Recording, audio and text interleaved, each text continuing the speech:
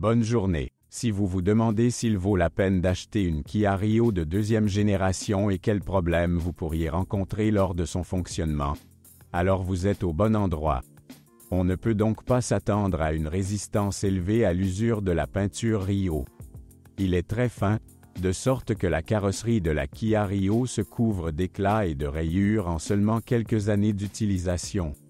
Mais du point de vue de la résistance à la corrosion, tout n'est pas mal. La carrosserie d'une voiture coréenne résiste assez longtemps à la rouille. Mais compte tenu de l'âge des exemplaires usagés, on ne peut pas compter sur un miracle. Très probablement, la corrosion se trouve à la jonction des pare-chocs et de la carrosserie, ainsi que sur le bord d'attaque du capot. Les points vulnérables sont considérés comme les points de contact entre les joints de porte et la carrosserie. Il est préférable de ne pas laisser de graves éclats sur le corps sans surveillance pendant une longue période. Et en général, un traitement anti-corrosion supplémentaire ne nuira pas à la carrosserie. Une attention particulière doit être portée à l'inspection du coffre. Dans certaines conditions, de la condensation peut s'y accumuler. Si l'excès d'humidité n'est pas traité, cela provoquera une corrosion prématurée. Il est plus difficile de conserver la peinture des pièces de carrosserie en plastique. Sur les mêmes poignées de porte, qui dans la version luxe étaient peintes dans la couleur de la carrosserie, la peinture s'écaille généralement après 5 à 6 ans d'utilisation. Un pare-brise et des capuçons d'optique avant usés se retrouvent également sur la plupart des exemplaires présentés sur le marché secondaire. Une autre plainte typique contre Rio est le radiateur du système de refroidissement pratiquement non protégé, qui est de temps en temps endommagé par des cailloux volant sous les roues d'autres voitures. Habituellement, les propriétaires attentionnés essaient de le protéger avec un filet à mailles fines. Si ce n'est pas le cas, l'installation doit être effectuée immédiatement après l'achat de la voiture. Dans tous les cas, cela reviendra moins cher que de remplacer un radiateur devenu inutilisable. À une certaine époque, l'intérieur de la Rio de deuxième génération était très élégant. Mais maintenant, la voiture coréenne n'a plus rien à se vanter. Des solutions de conception familière, des matériaux de finition peu coûteux, du plastique dur. Compte tenu de la classe de la voiture, il n'est pas nécessaire d'exiger le silence dans l'habitacle. Des craquements ont été entendus même dans la nouvelle Rio, et au fil des années, les bruits parasites dans l'habitacle ne font que devenir plus nombreux. Dans la version à haillons, les fixations du canapé arrière se desserrent progressivement, après quoi les dossiers commencent à gronder désagréablement. Il est intéressant de noter que certains passionnés de voitures croient souvent que des bruits parasites proviennent de la suspension arrière et commencent à essayer d'y trouver des consommables usés. Quant à la résistance à l'usure des matériaux de finition, elle n'est pas mauvaise. Mais n'oubliez pas que nous parlons de voitures à kilométrage élevé. L'usure du volant et des sièges est dans ce cas plus la règle que l'exception. Compte tenu de la petite liste d'équipements, il y a très peu d'électriciens à Rio. En conséquence, les problèmes surviennent rarement. Le plus courant d'entre eux est une unité de climatisation défectueuse. Le pire, c'est que des échecs peuvent apparaître et disparaître tout aussi soudainement. Cela n'aide certainement pas à résoudre le problème. Avant d'acheter, vous devez absolument vérifier le fonctionnement des sièges chauffants, si la voiture en est équipée, et des vitres électriques. Au départ, il n'y a aucune plainte concernant leur fiabilité, mais dans ce cas, le facteur âge considérable ne peut en aucun cas être écarté. Sur notre marché, la Rio était officiellement vendue avec 2 moteurs à essence, 1,4 litres, 97 chevaux, et 1,6 litres, 112 chevaux. De temps en temps, vous pouvez trouver en vente une Rio importée du marché d'Europe occidentale, sous le capot de laquelle se trouve un moteur diesel de 1,5 litres développant 110 chevaux. Aucune des unités à essence ne présente de faiblesses évidentes, mais les moteurs d'une voiture coréenne peuvent régulièrement vous déranger pour des bagatelles. Les propriétaires se plaignent souvent de problèmes de vitesse de démarrage et de flottement. Parfois, afin de résoudre ces problèmes, Les propriétaires commencent à changer les bougies d'allumage, puis les fils haute tension et même les injecteurs, mais cela ne donne pas l'effet escompté. Vous devez creuser plus profondément, à savoir, faites attention au calculateur moteur, dont le logiciel nécessite souvent une mise à jour. Créer un nouveau firmware dans un service spécialisé ne sera pas difficile, mais il existe des cas où le firmware n'était pas compatible avec l'ancienne unité de contrôle. Dans ce cas, les propriétaires n'avaient d'autre choix que de débourser pour un nouveau bloc. Le moteur de 1,4 litres effraie souvent les propriétaires de Rio avec un son inhabituel rappelant le cliquetis du diesel. La source du bruit est connue. Les compensateurs de soupapes hydrauliques, qui s'avèrent très sensibles à la qualité de l'huile moteur.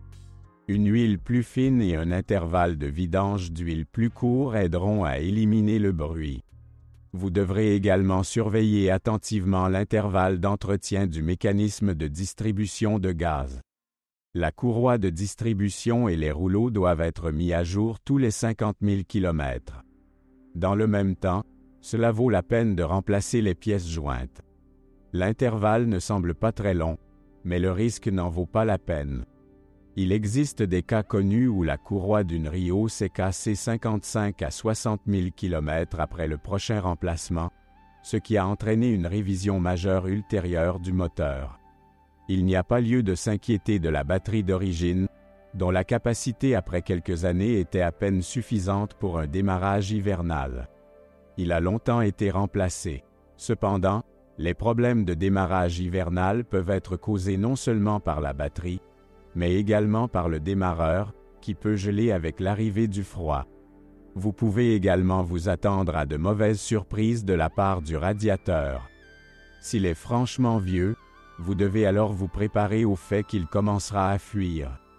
Et en général, étant donné l'usure générale élevée de la plupart des Rio de deuxième génération, une surveillance constante du niveau de liquide de refroidissement ne sera certainement pas superflue. Si le moteur surchauffe, les conséquences peuvent être très graves. L'ondulation du collecteur d'échappement, qui relie le collecteur au résonateur, nécessitera une attention périodique. Il est progressivement broyé, après quoi l'air commence à y pénétrer. Cela conduit à son tour à des lectures incorrectes du capteur d'oxygène. En conséquence, la consommation de carburant augmente considérablement et après un certain temps, le voyant « Check Engine » clignote sur le combiné d'instruments. Sur la version Rio à moteur 1,6 litres, les bobines d'allumage ont une durée de vie courte. Des transmissions manuelles et automatiques étaient disponibles pour la Rio. Il n'y a aucune plainte concernant la mécanique. Il est extrêmement rare qu'après un parcours de 100 à 120 000 km, il soit nécessaire de remplacer les joints d'étanchéité de l'arbre d'entrée. Mais l'embrayage pourrait être plus fiable. En moyenne, il dure environ 60 à 80 000 km avant d'être remplacé, mais les cas où l'embrayage a cédé après 30 à 40 000 km ne sont pas rares non plus. À propos, une transmission manuelle nécessite également une vidange d'huile, ce que la plupart des propriétaires de voitures coréennes ont oublié depuis longtemps. L'intervalle de remplacement du fluide de travail est tous les 40 à 50 000 km. Il n'y a pas non plus de plainte sérieuse concernant la transmission automatique. Mais il est important de comprendre que malgré la relative simplicité technique de la Rio automatique, elle est exigeante en entretien. Si vous oubliez de remplacer le fluide de travail tous les 60 000 km, la boîte commencera rapidement à changer de vitesse par à-coups. Il vaut également mieux éviter les longues glissades et les démarrages brusques. Cela contribuera à prolonger la durée de vie du coupleur hydraulique et de la pompe à huile. Les inconvénients de la transmission automatique incluent le fait qu'avec elle, la Rio, déjà peu rapide, devient carrément flegmatique. Vous ne pouvez plus rêver d'une conduite dynamique. La consommation de carburant peut être décevante, jusqu'à 12 à 13 litres au 100 km en conditions urbaines. L'avant est une conception McPherson, l'arrière est une poutre. La suspension Kia Rio de deuxième génération est simple et réparable. Certaines personnes n'apprécieront peut-être pas les réglages trop sévères, mais grâce à eux, la berline coréenne se comporte très bien. Cependant, les amortisseurs d'origine de toutes les Rio ont depuis longtemps été remplacés par des amortisseurs non originaux, de sorte qu'il ne reste aucune trace de l'ancienne rigidité sur de nombreux exemplaires. Quant à la durée de vie des consommables de suspension, ce n'est pas un record, mais tout à fait acceptable. La liste des consommables comprend les bagues stabilisatrices avant. Ils ne peuvent pas supporter plus de 30 000 à 50 000 km. Les jambes de force stabilisatrices peuvent supporter environ 70 à 80 000 km. Les rotules sont prêtes à durer un peu plus longtemps. Selon les conditions de fonctionnement, les blocs silencieux des leviers avant devront être remplacés tous les 100 à 140 000 km. Les roulements de roues ont à peu près la même durée de vie. En raison de la simplicité de sa conception, la suspension arrière pose encore moins de problèmes. Parfois, après avoir parcouru 50 000 à 60 000 km, les propriétaires ont commencé à entendre du bruit provenant de la suspension arrière. Cela a paru surprenant, puisqu'en principe il n'y a rien à casser dans la plus simple poutre. Par la suite, il s'est avéré que les bruits désagréables étaient produits par le soufflet de la tige de l'amortisseur, qui, après plusieurs dizaines de milliers de kilomètres, s'est tout simplement détaché. De plus, la source du cognement peut être la butée de l'amortisseur. Il est intéressant de noter que les amortisseurs eux-mêmes, après une course de 60 000 km, présentent une buée très importante, ce qui n'affecte cependant en rien leur performance. Les amortisseurs doivent être changés beaucoup plus tard, après une course de 100 000 km. Si vous êtes propriétaire, assurez-vous de laisser un commentaire sur cette voiture. Votre avis aidera certainement les autres à choisir une voiture.